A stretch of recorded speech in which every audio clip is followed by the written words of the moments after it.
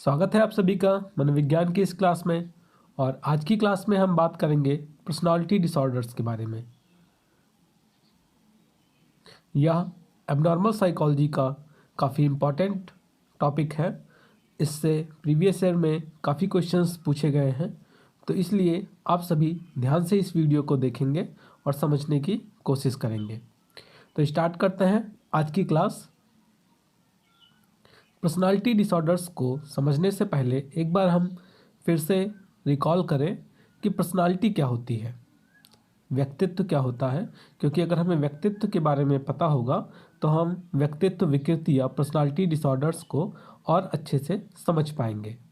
तो जैसा कि हमने अपने पर्सनालिटी के वीडियोस में देखा था कि व्यक्तित्व व्यक्ति के मनोशारीरिक तंत्रों का एक गतिशील एवं गत्यात्मक संगठन होता है जो उस व्यक्ति को उसके वातावरण के साथ उसे समायोजन करने में मदद करता है। यानी जो व्यक्ति का शारीरिक और मानसिक तंत्र है वह किस प्रकार से कार्य करता है, उसके संगठन और उसमें जो परिवर्तन होता है। जैसे हम सभी को पता है कि हमारी पर्सनालिटी में चेंजेस होते हैं, इसीलिए इसको गतिशील कहा गया है, गतिशील और गत्यात्मक संगठन कहा गया है, क्योंकि इसमें चेंजेस होते रहते हैं। और चेंजेस क्यों होते हैं? वो चेंज इसलिए होते हैं ताकि जिस इन्वायरमेंट में हम रह रहे हैं उस इन्वायरमेंट के साथ हम अपना समायोजन स्थापित कर पाए। यहाँ पर थोड़ा सा समझें इसको कि हमारी पर्सनालिटी क्या है। आप केवल इसको थ्योरी पोर्शन पे ही ना जाए, इसको प्रैक्टिकल लाइफ में समझने की कोशिश करें कि आप किसी को कब कहते हैं कि उसकी पर्सनालिटी बहुत अच्छी है या वो काफ़ी अच्छी पर्सनालिटी वाला इंसान है। जब हम उसके बिहेवियर से इम्प्रेस होते हैं और यह देखते हैं कि वह किसी भी सिचुएशन में बड़ी आसानी से अपने आप को एडजस्ट कर लेता है। यहाँ पर आप पर्सनालिटी को सिर्फ किसी व्यक्ति का जो बाहरी आउटलुक है, जो उसका बॉडी है या उसका जो ड्रेसिंग सेंस है, इन सब से ही समझने की कोशिश ना करें, क्योंकि पर्सनालिटी साइकोलॉजी में बॉडी और माइंड दोनों का संगठन होता है। साइकोलॉजी के अकॉर्डिंग अभी जैसे हमने देखा कि पर्सनालिटी क्या होता है, व्यक्ति के मनोशारीरिक, यहाँ पे मन भी है इन्वॉल्व और शरीर भी है, दोनों चीज़ें हैं। तो हम सिर्फ एक डायमेंशन को लेकर पर्सनालिटी को डिफाइन नहीं कर सकते। हम किसी पर्सन की पर्सनालिटी को उसके माइंड के स्ट्रक्चर और उसके बॉडी के स्ट्रक्चर, दोनों स्ट्रक्चर को मिलाकर ही समझ सकते हैं। और यहाँ पर व्यक्तित्व विकृति के अंतर्गत हम यही देखेंगे कि जो व्यक्ति के अंदर विकार उत्पन्न होते हैं वह किस तरीके से उसके जो मेंटल प्रोसेस है उसको अफेक्ट करते हैं और उसका जो फिजिकल बिहेवियर है उसको अफेक्ट करते हैं। दोनों को वह कैसे प्रभावित करते हैं और उन दोनों की वजह से कैसे व्यक्ति का व्यवहार प्रभावित होता है। तो अब हम व्यक्तित्व विकृति के स्वरूप को समझने की कोशिश करते हैं। जो व्यक्तित्व विकृति का नेचर है उसको समझते हैं कि कैसे एक व्यक्ति नॉर्मल है और हम कह देते हैं कि अरे ये तो एबनॉर्मल बिहेवियर कर रहा है या इसकी पर्सनालिटी में तो डिसऑर्डर आ गए हैं। कोई भी व्यक्ति हो, चाहे आपका कोई फ्रेंड हो, चाहे आपका कोई घर का पर्सन हो, रिलेटिव हो, आप उसके साथ नॉर्मल बिहेव करते हैं, वो भी आपके साथ नॉर्मल बिहेव कर रहा है, लेकिन आप नोटिस करते हैं कि कुछ दिनों से कुछ हफ्तों से इसके बिहेवियर में कुछ चेंजेस आ गए हैं। जैसे बहुत जल्दी गुस्सा हो जाता है और छोटी सी भी बात पे भी इतना ज़्यादा गुस्सा हो जाता है कि सामान को इधर उधर फेंकने लगता है, तोड़ने लगता है, यहाँ तक कि बुरा मान जाता है। अगर छोटी सी बात आप मजाक भी कर देते हैं तो भी वो बुरा मान जाता है, या अपने आप को बहुत बढ़ा चढ़ा कर समझने लगता है कि तुम नहीं जानते, मैं तो बहुत बड़ा हूँ, मैं तो ये हूँ, मैं तो वो हूँ। या इसके साथ साथ कुछ और भी चीज़ें, जैसे वह आप कोई काम बोलते हैं उसको करने के लिए तो उसको भूल जाता है, वह उस पर कंसंट्रेट नहीं हो पाता है, या अपना ही कोई काम कर रहा है वो तो काम करते करते टाइम वो कहीं और ही सोचने लगता है, कुछ और ही सोचने लगता है, कहीं और खो जाता है। या अगर दो लोग बात कर रहे हैं, आप किसी तीसरे पर्सन से बात कर रहे हैं तो उसको ऐसा लगता है कि ये तो मुझसे अब दूरी बना रहा है, ये मुझसे अब दोस्ती नहीं करना चाहता, या ये मुझसे अब रिलेशन नहीं रखना चाहता। अपने आप से ही आपने कुछ ऐसा नहीं किया, आप नॉर्मल रह रहे हैं, आपने कोई ऐसा बिहेवियर नहीं किया कि ये चीज़ें हों, लेकिन फिर भी वो अपने आप ही ये चीज़ें सोचने लगता है। तब वहाँ पर आपको क्या लगता है कि ये तो कुछ अलग व्यवहार कर रहा है, ये पहले तो ऐसा नहीं था, अब ऐसी हरकतें क्यों करने लगा है। तो जो ये हरकतें हैं, जो पहले वो हरकतें नहीं करता था अब कर रहा है, ये इन्हीं को हम पर्सनालिटी डिसऑर्डर्स कहते हैं। पर्सनालिटी डिसऑर्डर्स कि अब उसकी पर्सनालिटी में जो उसका व्यक्तित्व था उसके अंदर कुछ विकार आ गए। जैसे हमारे बॉडी में कोई फिजिकल प्रॉब्लम आ जाती है, मान लीजिए आपको कोल्ड हो जाता है, तो क्या हुआ, आप कहते हैं कि बीमारी हो गई है, ये शारीरिक बीमारी है। लेकिन जब हमारे सोचने समझने की क्षमता में प्रॉब्लम आ जाए, जब व्यक्ति के व्यवहार करने की क्षमता में प्रॉब्लम आ जाए, जब व्यक्ति किसी चीज़ पे फोकस नहीं कर पा रहा है, उसका जो एकाग्रता का जो कंसंट्रेशन का लेवल है वो एकदम जीरो हो जाता है, उसमें प्रॉब्लम आ जाती है, तब इन सब चीज़ों को ही मिलाकर हम पर्सनालिटी डिसऑर्डर्स के अंतर्गत रखते हैं, या ये मानते हैं कि अगर उसके साथ ये सभी प्रॉब्लम्स हो रही हैं तो ये प्रॉब्लम्स उसकी पर्सनालिटी से रिलेटेड है, और इसलिए हम इनको पर्सनालिटी डिसऑर्डर्स के रूप में जान सकते हैं। एक चीज़ यहाँ पर और ध्यान देंगे कि ये जो मैंने अभी सिम्टम्स बताए, ये आपको आपके आसपास में या कई बार आपको खुद के अंदर भी दिखाई दिए होंगे। तो आप ऐसा नहीं कि आपके अंदर पर्सनालिटी डिसऑर्डर्स हैं, ये तब होता है आप जो DSM-4 या DSM-5 अब आ गया है उसके अकॉर्डिंग हम पर्सनालिटी डिसऑर्डर के अंतर्गत किसी भी व्यवहार को तब रख सकते हैं जब उनका जो ड्यूरेशन है वह काफ़ी लंबा हो, 2-3 हफ्ते से अधिक समय तक वह इसी प्रकार के बिहेवियर करता रहे, तब हम कहते हैं कि हाँ इसकी पर्सनालिटी में अब कुछ प्रॉब्लम आ गए हैं। ऐसा नहीं कि आपने आज कोई ऐसे बिहेवियर कर दिया कि आज आप पढ़ाई पर फोकस नहीं कर पा रहे हैं, आपका मन बार बार इधर उधर भाग रहा है, तो आप कहते हैं अरे मुझे तो पर्सनालिटी डिसऑर्डर हो गया। ऐसे नहीं कह सकते। जब लगातार 3-4 हफ्ते तक ये समस्याएं बनी रहे और उससे आगे भी लगातार बनी ही रहे, तब फिर हम कहते हैं कि इस व्यक्ति के अंदर पर्सनालिटी डिसऑर्डर्स आ गए हैं। तो अब हम यहाँ पर जो स्वरूप बताया गया है उसको एक बार देखते हैं कि व्यक्तित्व विकृति में उन व्यक्तियों को रखा जाता है जिनके व्यक्तित्व के सील गुण, अब सील गुण आप जानते होंगे, आपने पर्सनालिटी के वीडियोस में देखा होगा कि सील गुण किसे कहते हैं हम, जब एक व्यक्ति हर परिस्थिति में, कोई भी परिस्थिति हो, एक समान व्यवहार करता है। जैसे हमने देखा था कि अगर एक व्यक्ति है उसको चाहे 1 रुपये का रिश्वत दिया जाए चाहे 1 करोड़ का रिश्वत दिया जाए, वह लेने के लिए नहीं तैयार होता है, वह ईमानदार रहता है, तो हम कह सकते हैं कि उसके अंदर ईमानदारी का सील गुण है। लेकिन अगर वह 1 रुपये के लिए तो अवॉइड कर देता है कि नहीं मैं तो ईमानदार हूँ, या 10,000 के लिए तो अवॉइड कर देता है नहीं मैं तो ईमानदार हूँ, लेकिन जब 1 करोड़ रुपए दिखाए जाते हैं तो कहता है हाँ ठीक है चलो। तो इस प्रकार के बिहेवियर को हम सील गुण के अंतर्गत नहीं रख सकते। सील गुण वही व्यवहार होता है, या सील गुण के अंदर हम उसी व्यवहार को रखते हैं जब व्यक्ति किसी भी परिस्थिति में, मतलब परिस्थिति चाहे जैसी भी हो लेकिन एक समान व्यवहार करता है, तब हम कहते हैं कि इसके अंदर ईमानदारी का सील गुण है। या कोई हर परिस्थिति में अगर किसी की हेल्प करता है तो हम कहते हैं कि इसके अंदर परोपकारिता का सील गुण है। तो यहाँ पर क्या बताया जा रहा है कि व्यक्तित्व विकृति में उन व्यक्तियों का रखा जाता है जिनके व्यक्तित्व के सील गुण एवं उनका विकास इतने अपरिपक्व तथा विकृत होते हैं कि वह अपने वातावरण के लगभग प्रत्येक चीज, घटनाओं एवं व्यक्ति के बारे में वह एक दोषपूर्ण चिंतन तथा प्रत्यक्षण करते हैं। मतलब एक व्यक्ति है, उसके सामने कोई भी घटना घट रही है, जैसे अगर 2 लोग खड़े बात कर रहे हैं तो उसको लगेगा कि ये तो मेरे खिलाफ कोई षड्यंत्र रच रहे हैं, या ये तो मुझे मारने का प्लान बना रहे हैं। या 4 लोग खड़े हैं और उसकी तरफ देख रहे हैं तो उसको लगता है कि सब मुझे ही घूर रहे हैं, सब मेरे बारे में ही बात कर रहे हैं। तो ये सब क्या है कि उसका जो बिहेवियर है वो कैसा हो रहा है, विकृत होता जा रहा है, उसमें प्रॉब्लम्स आती जा रही है। या जैसे वो घर से बाहर निकलता है और फिर वापस घर में आके लॉक चेक करता है कि मैंने लॉक लगाया है कि नहीं लगाया है, तो ये भी एक प्रकार का व्यक्तित्व विकृति का पार्ट है। इसे हम ऑब्सेसिव कंपल्सिव पर्सनालिटी डिसऑर्डर्स के रूप में जानते हैं, जिसका भी हम आगे अध्ययन करेंगे।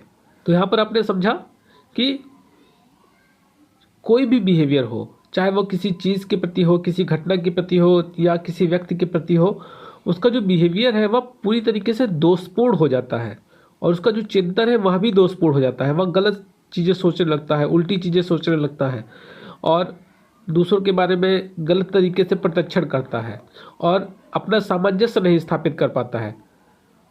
उसका जो समायोजन है वह भी प्रभावित हो जाता है। जैसे अगर उसका फ्रेंड है, छोटी सी बात उसने बोल दी तो वह बुरा मान जाएगा, भड़क जाएगा वहाँ से और वहाँ से चला जाएगा। तो क्या हुआ कि वो एडजस्ट नहीं कर पा रहा है, वो अपने आप को कंट्रोल नहीं कर पा रहा है, समायोजित नहीं कर पा रहा है। जबकि पहले ऐसा नहीं था। पहले उसका फ्रेंड उसको कुछ भी बोल देता था, उल्टा सीधा बोल देता था या मजाक करता था तो वो बर्दाश्त कर लेता था या टाल देता था। लेकिन अब ऐसा नहीं है। अब क्या है, अब वो छोटी सी बातें भी नहीं बर्दाश्त कर रहा है। तो इसका मतलब है कि उसका जो व्यवहार है, उसका जो एडजस्टमेंट था वह अब एडजस्टमेंट ना रख के कुसमायोजन हो गया है। वो अपने व्यवहार के द्वारा उस परिस्थिति में समायोजन स्थापित नहीं कर पा रहा है और ये प्रॉब्लम इतनी बढ़ जाती है कि जो उसके आसपास के लोग होते हैं वह प्रॉब्लम में आ जाते हैं और उनको उस व्यक्ति को लेकर ज़रूरत से ज़्यादा सोचना पड़ जाता है। मतलब जाहिर सी बात है कि आपके घर में अगर किसी पर्सन के साथ ऐसी चीज़ें हो रही है तो आपको सोचना पड़ेगा ही, आपको उसका इलाज कराना पड़ेगा, आपको सोचना पड़ेगा इसको कहाँ ले जाऊँ, इसको किस डॉक्टर के पास ले जाऊँ, किस हकीम के पास ले जाऊँ जहाँ पे इसका इलाज हो जाए और यह फिर से सही से बिहेवियर करने लगे। और आपको अगर ये चीज़ें छोटी लग रही हो, पर्सनालिटी डिसऑर्डर्स हुआ या कोई और डिसऑर्डर हुआ, आपको छोटा लग रहा हो तो कभी मेंटल हॉस्पिटल में एक बार विजिट करें। तब वहाँ पर पता चलेगा कि कितनी ज़्यादा प्रॉब्लम होती है ऐसे पर्सन के साथ सर्वाइव करने में, या जो पर्सन को ये प्रॉब्लम हो रही है उनको कितनी ज़्यादा प्रॉब्लम होती है, उनकी पर्सनालिटी एकदम बर्बाद हो जाती है। तो इसीलिए अगर आप ये सोच रहे हो कि भगवान ने आपको, ऊपर वाले ने आपको खूबसूरत नहीं बनाया है, ऊपर वाले ने आपको अच्छा नहीं बनाया है, आपकी पर्सनालिटी अच्छी नहीं बनाई है, मतलब जो बाहरी आउटलुक है, तो इसको बंद कर दें और उसका धन्यवाद करें कि उसने आपको ऐसा बनाया है कि आपके अंदर कोई मानसिक विकृति नहीं है, आप नॉर्मल हैं और अपनी लाइफ अच्छे से जी सकते हैं। अब हम बात करते हैं कुछ यहाँ पर इसकी परिभाषाओं के बारे में, क्योंकि समझ तो गए आप, बट एग्ज़ाम में आपको लिखना भी पड़ेगा और लिखने के लिए आप इन परिभाषाओं को एक बार देखें। यहाँ पर कार्सन और बुचर ने बताया कि व्यक्तित्व विकृतियाँ व्यक्तिगत शील गुणों का एक उग्र या अतिरंजित प्रारूप है जो व्यक्ति को उत्पाती व्यवहार करने के लिए एक झुकाव उत्पन्न करता है। इसको थोड़ा सा समझेंगे, यहाँ पर हिंदी बहुत ही टफ दे दी गई है। यहाँ पर ये बता रहे हैं कि व्यक्तित्व विकृतियाँ व्यक्तिगत शील गुणों का एक उग्र या अतिरंजित प्रारूप है। मतलब जो व्यक्ति का व्यवहार है, जब व्यवहार हमेशा एक ही व्यवहार करता है वो तो हम उसको शील गुण मान लेते हैं। तो जब व्यक्ति का व्यवहार उग्र हो जाता है और हमेशा उग्र ही रहे, या उसका व्यवहार पूरी तरीके से डिस्टर्ब हो जाता है और वो डिस्टर्बेंस लगातार बनी रहती है, या वह उत्पाती व्यवहार करने लगता है। उत्पाती का मतलब है कि दूसरों को परेशान करना, खुद को परेशान करना, अपने आसपास के लोगों को परेशान करना। तो जब ऐसी चीज़ें होती हैं तब उनको हम पर्सनालिटी डिसऑर्डर्स के अंतर्गत रखते हैं। अब यहाँ पर जो दूसरी परिभाषा है वो काफ़ी इंपॉर्टेंट है, क्योंकि वो DSM-4 के अकॉर्डिंग है और आपके सिलेबस में DSM-4 के अकॉर्डिंग ही हमें पर्सनालिटी डिसऑर्डर्स या कोई भी डिसऑर्डर हमें DSM-4 के अकॉर्डिंग ही पढ़ना है। वैसे तो DSM-5 आ चुका है, बट आपके सिलेबस में अभी DSM-4 ही चल रहा है, इसलिए हमें DSM-4 के अकॉर्डिंग ही पढ़ना है।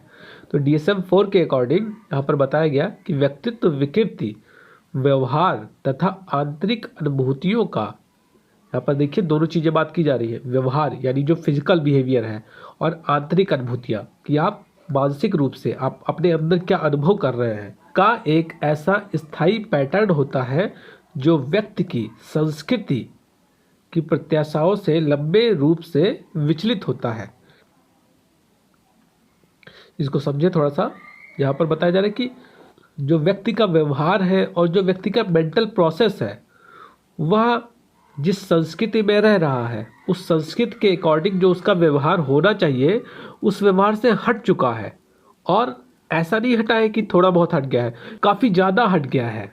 इसको समझें कि आप जिस समाज में रह रहे हैं उस समाज में एक मानक है, एक आपसे अपेक्षा रखी जाती है कि आप ऐसा व्यवहार करेंगे, आप दूसरों को कष्ट नहीं देंगे, आप घर से निकलेंगे तो कपड़े पहन के निकलेंगे, बिना कपड़ों के नहीं निकलेंगे, या आप दूसरों की हेल्प करेंगे, आप किसी के साथ मिसबिहेव नहीं करेंगे। ये आपके समाज का मानक है। लेकिन जब आपके अंदर व्यक्तित्व विकृति आती है तो जो व्यक्ति का व्यवहार रहता है, वह अपने समाज के जो प्रत्याशाएं हैं, जो एक्सपेक्टेशन है, जो समाज उससे एक्सपेक्ट कर रहा है कि इसको ऐसा बिहेवियर करना चाहिए, तो उस मानक से, उस प्रत्याशा से उसका बिहेवियर बहुत दूर चला जाता है। मतलब वह दूर दूर तक ऐसा कोई बिहेवियर नहीं करता है जो उसके समाज के मानक के अनुरूप हो। वह ऐसे बिहेवियर करता है जो समाज कभी उसको एक्सेप्ट ही ना करे। और इसकी जो शुरुआत होती है वह किशोरावस्था या प्रारंभिक बाल्यावस्था में ही हो जाती है। और जब ये प्रॉब्लम होगी तो फिर जाहिर सी बात है कि तकलीफ भी होगी, हानि भी होगी। उस व्यक्ति को स्वयं में हानि होगी और उसके परिवार को भी हानि होगी, उसके समाज को भी हानि होगी। अब हम बात करेंगे पर्सनालिटी डिसऑर्डर्स के टाइप्स के बारे में। DSM-4 के अकॉर्डिंग पर्सनालिटी डिसऑर्डर्स के टोटल 10 टाइप्स बताए गए हैं, जिन्हें 3 क्लस्टर या 3 सेट में डिवाइड किया गया है। क्योंकि इनके क्वालिटीज़ आपस में मैच करते हैं, इसीलिए इनको सेट वाइज डिवाइड करके रखा गया है। और ये क्लस्टर है, क्लस्टर ए जिसमें 3 डिसऑर्डर आते हैं, क्लस्टर बी जिसमें 4 डिसऑर्डर आते हैं, और क्लस्टर सी जिसके अंतर्गत फिर से 3 डिसऑर्डर आते हैं। टोटल हो गए 10 डिसऑर्डर्स, 10 व्यक्तित्व विकृतियाँ, जिनको हम 3 क्लस्टर के अकॉर्डिंग पढ़ेंगे। सबसे पहले बात करते हैं क्लस्टर ए और उसके अंतर्गत आने वाले पहले पर्सनालिटी डिसऑर्डर के बारे में। सबसे पहला पर्सनालिटी डिसऑर्डर है स्थिर व्यामोह व्यक्तित्व विकृति, पैरानॉइड पर्सनालिटी डिसऑर्डर। जब किसी व्यक्ति में शक करने की प्रवृत्ति बहुत ज़्यादा हो जाती है या वो बहुत ही ज़्यादा अतिसंवेदनशील हो जाता है, जैसे छोटी छोटी बात पे ही वो इमोशनल हो जाए, छोटी छोटी बात को वो माइंड करने लगे। इसके साथ साथ उसके अंदर जेलसी की फीलिंग बहुत ही ज़्यादा बढ़ जाए, वह दूसरों से जेलसी करने लगे, दूसरों से ईर्ष्या करने लगे बहुत ही ज़्यादा, और वह जिद्दी हो जाए, हर बात में वो जिद दिखाने लगे। तो ये जो सिम्टम्स बताए गए, ये जो क्वालिटीज़ बताई गई, ये बताती हैं वह व्यक्ति स्थिर व्यामोह व्यक्तित्व विकृति से ग्रसित है। इसके मेन पॉइंट्स क्या हैं कि अगर व्यक्ति शक करता है, हद से ज़्यादा शक करता है लगातार, इसके साथ साथ वह अति संवेदनशील है, ईर्ष्या करता है दूसरों से, जिद्दीपना दिखाता है, और ये सभी सिम्टम्स लगातार लंबे समय तक, कम से कम 3 से 4 हफ्ते तक उसके अंदर मौजूद रहते हैं, तो हम कह सकते हैं कि वह पर्सन, वह व्यक्ति पैरानॉइड पर्सनालिटी डिसऑर्डर से ग्रसित है। अब हम बात करते हैं व्यक्तित्व विकृति के दूसरे प्रकार के बारे में, जो कि है स्किज़ॉइड पर्सनालिटी डिसऑर्डर। ऐसे विकृति वाले व्यक्ति दूसरे लोगों के साथ संबंध बनाने में स्वयं को सक्षम नहीं समझते हैं। उनको लगता है कि उनके अंदर यह गुण नहीं है कि वह दूसरे व्यक्तियों के साथ संबंध बनाए, दूसरे व्यक्तियों से दोस्ती करें या उनसे बातचीत करें, और इसीलिए वह इसके लिए कोई अप्रोच भी नहीं करते हैं। वह लोगों से हटके रहते हैं, वह अलग रहते हैं, जिसके कारण कई बार उन्हें लोग असामाजिक या एकांत प्रिय व्यक्ति समझते हैं। लेकिन वो एकांत प्रिय नहीं है, उन्हें एकांत में रहना नहीं पसंद है, बट वो इसलिए एकांत में रहते हैं क्योंकि उनको लगता है कि मेरे अंदर ये क्षमता नहीं है कि मैं दूसरों के साथ संबंध बना सकता हूँ, दूसरों के साथ दोस्ती कर सकता हूँ, या दूसरों के साथ मैं बातचीत कर सकता हूँ। इस तरीके की अक्षमता उनके अंदर रहती है। नेक्स्ट हमारा है स्किज़ोटाइपल पर्सनालिटी डिसऑर्डर, जो कि काफ़ी कुछ स्किज़ॉइड पर्सनालिटी डिसऑर्डर से मिलता जुलता है, क्योंकि इसके अंतर्गत जो व्यक्ति आते हैं वह भी एकांत में रहना चाहते हैं, और उनके अंदर एक सनक या एक झक्कीपन दिखाई देता है। इसके साथ साथ वो जब बातचीत करते हैं तो उन्हें एक सनक सी लगता है, आप देखते होंगे कुछ लोग ऐसे होते हैं कि जब बात करते हैं तो लगता है कि कुछ सनकी टाइप के हैं, कि मतलब एक ही बात को बार बार बोल रहे हैं, या एक ही बात पे रिजिड हो गए हैं कि हाँ नहीं ये ऐसे ही है। जबकि वास्तविकता उनको भी पता होती है कि नहीं, जो वो कह रहे हैं वो गलत है, लेकिन उन्होंने ये बात कह दी, इसीलिए वो उस पर अडिग हो गए, उनके अंदर ये सनक हो गई कि नहीं मैं तो इसी को मानूंगा, गलत है तो क्या हुआ लेकिन यही है। तो इस प्रकार का अगर कोई व्यक्ति है तो आप उसे स्किज़ोटाइपल पर्सनालिटी डिसऑर्डर के अंतर्गत रख सकते हैं। नेक्स्ट अब हम बात करेंगे क्लस्टर बी और अपने फोर्थ पर्सनालिटी डिसऑर्डर के बारे में, जो कि है हिस्ट्रियोनिक पर्सनालिटी डिसऑर्डर। इसके अंतर्गत आने वाले जो व्यक्तियों हैं उनका व्यवहार अपरिपक्व होता है, मतलब इमेच्योर बिहेवियर करता है। जैसे एक छोटा बच्चा होता है उस टाइप का उनका बिहेवियर होता है कि जिसके पीछे कोई लॉजिक ही ना हो, या वो बहुत जल्दी एक्साइटेड हो जाते हैं, उनके अंदर इमोशनल इमेच्योरिटी दिखती है या इमोशनल अनस्टेबिलिटी दिखती है, कि वो अभी हंस रहे हैं अगले ही पल वो रोने लगते हैं, अगले ही पल वो एकदम एक्साइटेड हो गए, उछलने कूदने लगे, फिर वो चुपचाप उदास होकर लेट गए, या हर काम में वो जल्दबाजी दिखाते हैं कि अगर कोई काम उनको दिया गया तो जल्दी जल्दी कर ले, और इसके चक्कर में उनका काम कई बार खराब भी हो जाता है। तो अगर ऐसे सिम्टम्स हैं किसी में और लंबे समय से है, मैं बार बार इस चीज़ को रिपीट कर रहा हूँ कि आप खुद के अंदर एक दो सिम्टम्स देख के खुद को किसी भी डिसऑर्डर का पेशेंट मत मान लीजिएगा, क्योंकि ये डिसऑर्डर आपके अंदर है या तभी डिसाइड होगा जब ये जो टाइम ड्यूरेशन है वो मिनिमम 3 to 4 वीक हो। अब हम बात करते हैं अपने नेक्स्ट डिसऑर्डर के बारे में, जो कि है आत्ममोही व्यक्तित्व विकृति या नार्सिसिस्टिक पर्सनालिटी डिसऑर्डर। ऐसे व्यक्ति, जैसा कि नाम से ही स्पष्ट हो रहा है कि आत्ममोही, मतलब अपने आप पे ही वो मोह जताते हैं, अपने आप को ही प्यार करते हैं और अपने आप को सबसे ऊंचा दिखाते हैं कि सर्वे सर्वा मैं हूँ, मैं ही सबसे ऊपर हूँ। और वह ये उम्मीद करते हैं कि जो उनके आसपास के लोग हैं, जो उनसे जुड़े हुए हैं, वह भी उसे सबसे ऊपर समझे, सबसे महान समझे, सबसे इम्पॉर्टेंट समझे। ऐसे व्यक्ति काफ़ी महत्वाकांक्षी होते हैं, उनके जो सपने होते हैं वो बहुत बड़े बड़े होते हैं, और वह दूसरों को बहुत ही तुच्छ समझते हैं कि ये तो छोटा सा है, छोटू है, ये तो हटाओ इसको। अगर आपने उनसे बोल दिया कि मैंने कल स्कूटी ली है, तो वो कहेंगे अरे हमने तो अभी परसों ही BMW खरीदी है, और क्या करें, अब तो ऑडी भी खड़ी है पहले से ही, कुल मिलाकर 29 गाड़ी हो गई हैं, अब तो कंफ्यूज हो जाते हैं कि किस में बैठें, किस में आएँ, किस में जाएँ।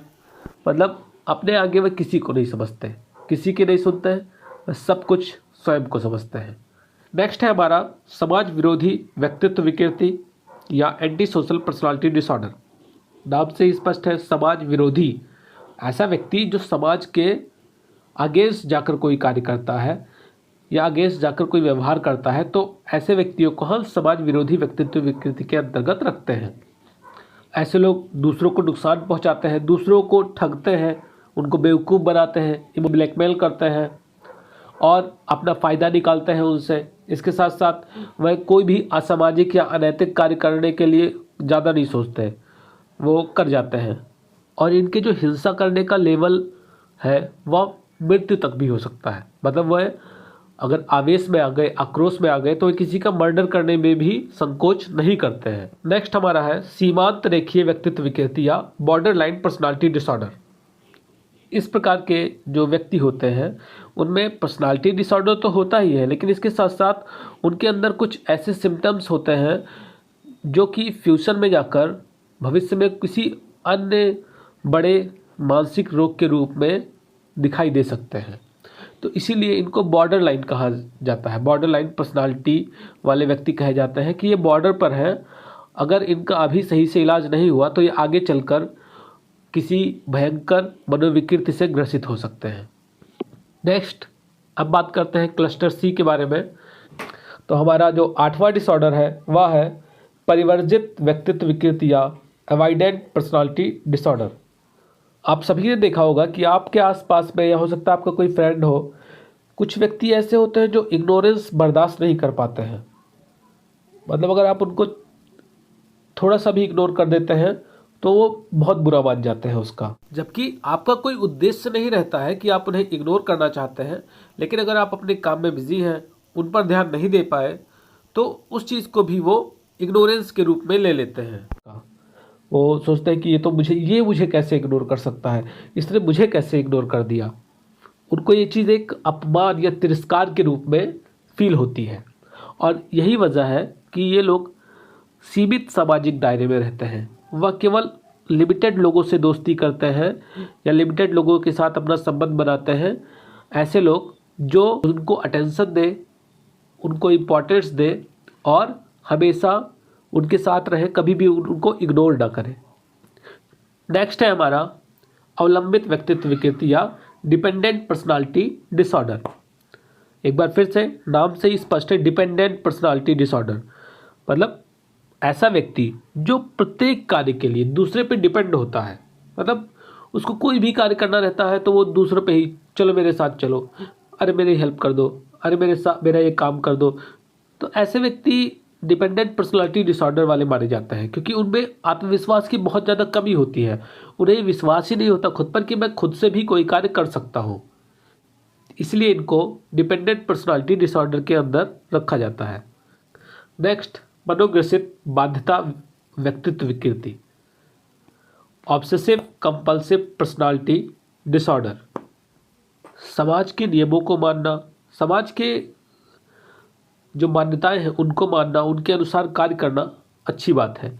लेकिन अगर कोई व्यक्ति हमेशा हर समय नियम की बात करता है, हर समय कानून की बात करता है, तो कई बार वो चीज़ें भी उसके लिए एक प्रॉब्लम बन जाती है। और यहाँ पर हम उसी चीज़ की बात कर रहे हैं कि जब व्यक्ति सामाजिक नियमों को या कानून को इतना अधिक वरीयता देने लगता है कि उससे उसकी जो पर्सनल लाइफ है वह प्रभावित होने लगती है, तो हम उसे व्यक्तित्व विकृति के अंतर्गत रखते हैं और उसमें भी हम उसे ऑब्सेसिव कंपल्सिव पर्सनालिटी डिसऑर्डर के अंतर्गत रखते हैं। जैसे कोई व्यक्ति है, अब वो किसी ऑफिस में काम करता है और उसका नियम है कि मुझे ऑफिस टाइम पर पहुंचना है, मुझे कभी भी लेट नहीं होना है।